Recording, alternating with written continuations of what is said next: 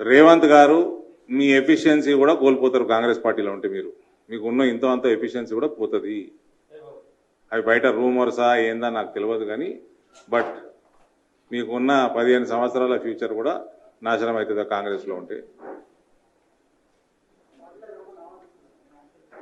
నేనేం అంటలేనండి, మీరు అడిగిన ప్రశ్నకు జవాబు చెప్తున్నాడు. నేనేం అంటలేను, చెప్పినా కదా. అది మీరు అది మా వాళ్ళు డిసైడ్ చేస్తారు కదా సార్. ఇప్పుడు అవన్నీ నేను కాదు కదా, నేను యాజ్ ఎ ఫ్రెండ్ అన్నా.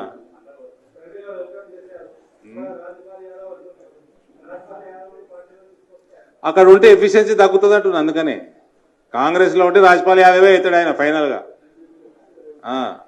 ఉన్న ఇగో నేను రేవంత్ రెడ్డి ఎఫిషియెంట్ అన్నా కదా, ఉన్నది కూడా పోగొట్టుకుంటున్నాడు అక్కడ. అంతే. I don't see any future for Congress party.